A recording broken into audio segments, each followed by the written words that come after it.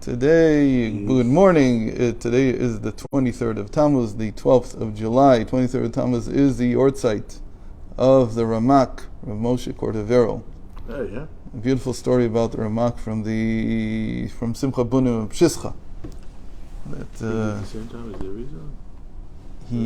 When he passed away, the Rizal arrived in Tzfat. The story is that somehow he was there at the Levaya, that the Rizal was there, or right after he was buried, and then he saw the pillar of light over his either his mita, over his bed, or over the grave itself. Anyway, so Reb Simcha Bunim, I think I told you this a long time ago. This Deitchel came to him. Deitchel back then was like saying a modern Jew. And he asked, and he said, "Yeah, right. Remember that story? Famous Yeah. story. So in the end, he asked him, "What should I have? Two shidduch offers. One is beautiful, but she has no yichus. She doesn't come from an important family. The other one's the opposite. She comes from a very important family, but she's not very beautiful." So he thought for a while, and then he said, "You should take the one that's beautiful." And he left. And they asked the Rebbe, what was this all about? He says, "You don't understand. He was asking me, what should I study? The Ramak's, Moshe Cordovero's Kabbalah, or should I study the Rizal's Kabbalah?" and why? Because the Ramak is very miyuchas. It's a long lineage of the development of the inner dimension of Torah. And he just summarizes everything. So it's very, very miyuchas. Has a good family, but it's not very beautiful. But the Ari came out of nowhere with this whole system, and very, very complex, very intricate. Not necessarily beautiful, but very intricate. And intricate is also beautiful at some level. And but unfortunately, it's out of nowhere. Nobody knows where it's from. To the point where we've mentioned this a few times, that the Gra doesn't accept him. In general, he says, "There's nothing I have to accept, point blank. You have to prove it to me that what he's saying is right." So on many things, he doesn't accept him, especially in the minhagim. Chabad is the opposite. The minhagim we completely accept, and the learning. So there's no doubt, but there's a lot of discussion whether because the Baal Shem Tov already taught new things also. In any case, so today is the Ramak's Yortzeit, and we talked about this, that if you divide the 22 days, really the 3 weeks are 22 days, because you have from in this year Thursday to a Thursday. So from Thursday to a Thursday is 22 days. It's not 21 days. And if it was from Friday to a Thursday, would be 21 days. So the 22 days, they correspond to the 22 letters of the alphabet, and they also correspond to the 13 measures of compassion and the 9 measures of compassion. So the 9 measures. After, in Parashat Shlach, after the Chet HaMeraglim, Moshe Rabbeinu again asks for forgiveness, and he uses a subset of the 13. So what's the middle of 13? 7, right? If I have 13 coins, the 7th will be the middle. What's the middle of 9? 5. So the middle day of the first 13 is the 23rd, today, the 23rd of Tammuz. So we're in the middle of the first set of measures of compassion. And that's the Ramak. The middle of the 9 days, which is what we call the 9 days, right? Rosh Chodesh Av until the 9th, that's 9 days exactly. And the middle is the 5th day, which is Hey Av, which is the Yortzeit of the Uri. So it's a beautiful connection between. There's many other connections between the two. In any case, so this should be Ilui Nishmat, my father, Betzalel ben Moshe Aryeh. Today's the Yortzeit. Okay, so what did we end with? We're on page Hey at the bottom of the first paragraph. So this הוא טענת כל האפיקורסים שאומרים כדי להינצל מעול מלכות, מעול דרך ארץ, על כן בודים מדעתם עניין מלכות שמיים. So everybody who was always against he says in modern times now, the argument against us is that we shirk our responsibilities, just like Paro said here about the people, that they shirk their responsibilities, and instead they talk about all this nonsense about going to serve God in the desert for 3 days and this and that. He says that is the essence of where all the anger against the people who are dedicated to Torah comes from. Because it's like the same idea that we're inventing a religion, we're inventing something that they don't feel, they don't understand, they don't know what you want. And now they have Spinoza on their side also, all the more, so it makes it even worse. And all you're doing is you're sitting in shul and learning all day or whatever in your base medrash, and everything that you're learning is just a waste of time because you're trying to shirk the responsibility of paying to the crown, of being useful members of society, and so on and so forth. And he says this is something new in the modern era. And we're talking about 1800s. He's writing in the 1800s. And it's true. That was never the argument. The argument against the Jews was usually you killed God, you did this, you did that. All kinds of strange, made-up arguments, but none of them were a denial of the very fact that there is revelation, that there is something in the world that is beyond nature. The first Pharaoh, we said, and he shows it, this was the same thing happened in Egypt. The first Pharaoh we came in contact with was when Joseph met. And when he interpreted the dreams properly, what did Pharaoh said? Now that God has informed you of the true interpretation of my dreams, there is no one as fitting as you are to lead this country through this famine and so on. So he acknowledged that there's God. But here, this Pharaoh, he doesn't want to acknowledge anything. There is no such thing. The same one. What? It could have been the same one. How could it be the same one? So you're talking about 210 years later. Anyway, and that's what God answered to Moses. He said, now you will see. Perush ata dafka. Why is he saying now you will see? What, before then you couldn't see? He's saying to him at the very end, if you remember, at the very end,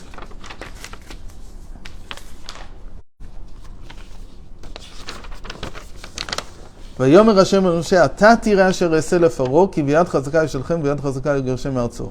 Havaya said to Moses, you shall soon see, here is a soon, but really, you shall now see what I will do to Pharaoh.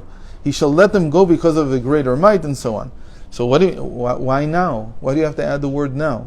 Before then, God didn't say to Moses, you're going to see how he's going to let them go, and so on. What's now?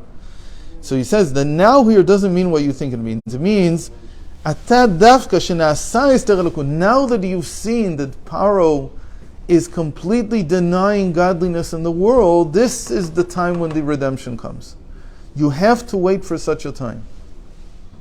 It's an amazing idea. By the way, who says the same thing, exactly the same thing? Mashiach is going to come and the time is the worst possible time. No, where is it connected to denial of God? God is what brings the darkness and blackness into the world. I say that, What's going on now? but who says that? Beautiful country that we live in. Right? People don't believe I don't believe it. It's a small, very small percentage. Very small and very powerful percentage. That's the way it is everywhere. But what is this though? What I said yesterday is that the Joe on the street, the Yid on the street, he also doesn't believe the same way that people believed 300 years ago. It's different now. The belief now is not the same thing that it was then. God is concealed. Where does it say? That God says, that's how the Baal Shem Tov explained the whole thing. That there's going to come a time when God is completely concealed. What is that concealment? What is it talking about? So what? We didn't see God until now. What do you mean by concealment? Concealment, we mean that people do not acknowledge, can't acknowledge. They want to, even if they want to. They can't see godliness in the world. They don't understand what you're talking about. So they believe. They're very good people. Right, but they believe, and so on, and so on. And if you begin to believe, you begin to see things. But on the face of it, everybody is in doubt. On the face of it, God is concealed. It's not the way it used to be. That's what the pasuk says. I will conceal myself within a concealment, says the Baal Shem Tov, that even the concealment will be concealed from you. That you won't even be aware of the fact that you can't see. You'll think that you're seeing, but you won't see. That's the problem with from people. that they think they're seeing and they don't realize that they're not seeing anything. And so they're living off of something else. You only begin to see something when you begin to see that you don't see. That's why I talked about this so many times. That you only begin to... First step to knowing is knowing. You don't know. You have to know that you don't know. When you begin to understand that you don't know, then something begins to open up. But you have to acknowledge that. So in any case, again, it doesn't mean that you don't believe. It just means that what used to be called Da'at Elokim, knowing God, is concealed now. It's not what it was. And so you see how the Rebbe stands out as someone who's a luminary. Why? Because somehow he sees something. Everybody acknowledges that he sees something. I don't see what he sees, but he sees something. He lives in a way that I don't understand. I can't understand this. I want to emulate him. I want to mimic him, but I have to acknowledge the fact that I'm not him. There's something else. In any case, so the other person who spoke a lot about this was Rav Kook.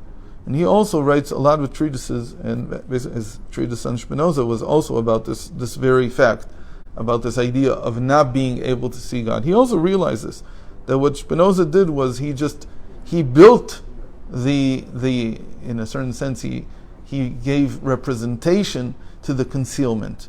Before then, people weren't aware of it, and he says that was the problem. But we're not getting into that Rav Kook essay now. In any case, Ata dafka, shenasa ester elokut. That's the words he's using are exactly the words from Sefer Dvarim, from Deuteronomy. Anochi aster astir, betokef yoter ad she'en lemata imeno, and there's no greater concealment now. Yeh ka'ed dafka gilu elokut she'en lemala imeno. Because of this concealment, there's going to become a revelation. There was never such a revelation. Even the Moshe Rabbeinu did not receive a revelation like this. How can you say that? We'll see. What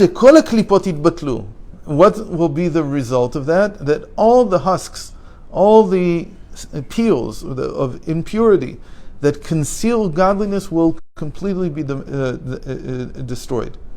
That's the time of Mashiach. And everybody will admit and bow down before God. So what is he saying? He's saying that it's going to be much, much more revelation than what we have now. Because now it's a time of concealment. If you say someone believes now, that's very nice. He doesn't know. But when the concealment will be over, there will be such awareness, such palpability of godliness, that there won't be able to be a klipa. There won't be able to be something hindering your connection with God. It simply won't exist. And this never happened. This is something that never yet happened in the history. And what is that? That I will take them out with a strong hand. What do you mean? Why do you need a strong hand? To break the klipot. So he's saying everything that is going on now already happened in Egypt once. That's why we use Egypt as the model from which we learn what's going on now. So they had a type of concealment there that nobody acknowledged godliness anymore. Nobody acknowledged God. And God had to take them out with a strong hand. Take them out of what? So we always say he took them out of Egypt. Because what? Because the Egyptians were standing on the walls and shooting arrows at them? They weren't. So why do you need a strong hand? The strong hand was the plagues, the 10 plagues. And what did he do with this strong hand? He overturned the concealment. And so everybody acknowledged that for their mind, we said that they were animistic. For them, nobody could control the spirit world. There was no such thing. How could you control? We talked about animism. That in their time, godliness was animism. It was only the beginning, right? It was only 400 years after Abraham. So we're talking about the beginning of moving to a conception of godliness that is not out of nature. So what did God attack? He attacked nature. He showed them. He showed them that nature is mine. I do with it whatever I want. That's why the plagues were of that nature. Today, if you would make plagues, they wouldn't have the same effect because that's not where our klipa is. That's not where we are blinded. We're not blinded by nature. Nature is very neutral today. Nobody worships nature. There are very few people. Right. So our klipa is something completely different. So when you say we're going to come out with a strong hand, if it would have been today, then it's not to blow it's not to blow up Yosemite Park. That's not what's going to do it. It's something entirely different. And we also, if there's any kind of calamity, like climate change, right? So let's say there's climate change. I don't know if there is or isn't. Who knows? What do you attribute it to? You don't say God did this. Nobody comes and says, you haven't been acting nicely. Look at what God is doing to the world. What do they say? We haven't been acting nicely. We're doing this to the world. So that's not a klipa. Nature is like under us even. So we don't feel nature as anything. So the plagues can't be of the same type. In any case, the coming out of this exile will not be with a plague. We'll see this. Said that about COVID, no? It was man-made. What do you mean? Now it's coming out more and more that it was man-made. Gain of function, as they call it, was made by men, and it was apparently taken out of the United States and moved to China because they don't care about China. So they got it back in some way. Anyway, it doesn't matter all this stuff. It means in the end that we're never going to look at nature as what's concealing, because it's not concealing anything for us. And in fact, it's the opposite. People go a little bit out to nature and say, oh, there's God. There's like sort of, they reveal something. Okay. So so he's saying to Moses, I will take them out with a strong hand to destroy all the klipos. And then he said to him, and Golus is not a measure of judgment. It's not a punishment over anything at all. It is merely what you don't see yet, the measure of compassion. And we'll continue tomorrow.